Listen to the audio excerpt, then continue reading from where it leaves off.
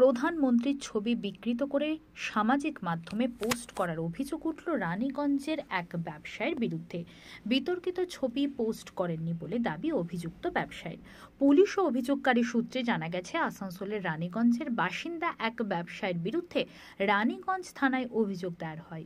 অভিযোগে প্রধানমন্ত্রীর ছবি বিকৃত করে সমাজ মাধ্যমে পোস্ট করার অভিযোগ ওঠে।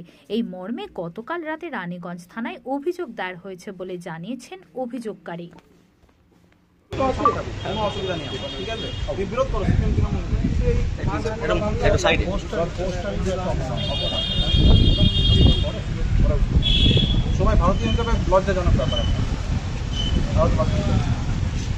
প্রধানমন্ত্রীর এগেন্স্টে কোনো আপত্তিকর মন্তব্য করেছি বলে মনে হচ্ছে না, কারণ আমি তো আমি তৃণমূল কর্মী, তৃণমূল সমর্থক।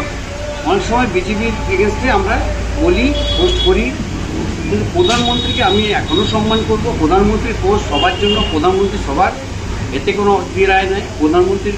কিন্তু বিজেপির এগেন্স্টে আমরা লিখি, বলি। আমি সোশ্যাল মিডিয়ায় অনেক দিন ধরে অ্যাক্টিভ, তবে আমি প্রধানমন্ত্রীর এগেন্স্টে কিছু করিনি। অভিযোগ যদি কিছু করে থাকে সেটা জানি না, কিন্তু এখন এআই এর যুগ, অনেক সময় এর নামে তার নামে নানা কিছু চালিয়ে যায়, আমি জানি না। কিন্তু আমি কিন্তু জ্ঞানত প্রধানমন্ত্রীকে অপমান করিনি। হ্যাঁ, বিজেপির এগেন্স্টে আমি লিখি। আমরা বিজেপি সমর্থক থেকে বেশি ভারতীয়। বিজেপির সমর্থকরা দেশটাকে তো বিভাজনের নীতিতে যাচ্ছে।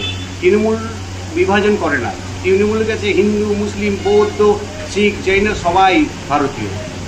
ওরা তো একটা অংশকে দেশ থেকে তাড়াতে চায়। আমরা বিভাজন, আমরা মমতা ব্যানার্জি আদর্শে অনুপ্রেরিত, আমরা কংগ্রেস ঘরানায় বিশ্বাসী। এখানে বিভাজনের নীতি বিজেপি করে, আমরা করি না। দেখুন কী করেছে, দেখুন এখন এআই এর যুগ। এআই এর যুগে কে কী করছে, নিজের মতো করে সাজিয়ে করছে কিনা আলাদা কথা, কিন্তু আমি প্রধানমন্ত্রীর এগেন্স্টে করি না।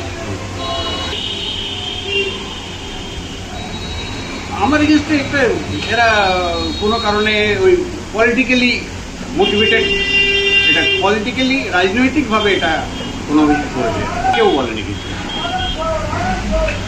আমি আপনাকে বলে রাখি, আমি এই কন্ট্রোভার্সির মধ্যে যেতে চাই না, যার জন্যে আমি ফেসবুকের আজকে আমি আমার ওয়াইফ এগুলোকে সবগুলোকে ডিলিট করে দিল, যে ঝামেলায় জড়িয়ে না ভাই ফালতু পলিটিক্সের মধ্যে।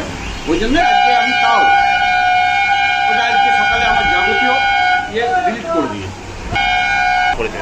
করুন করে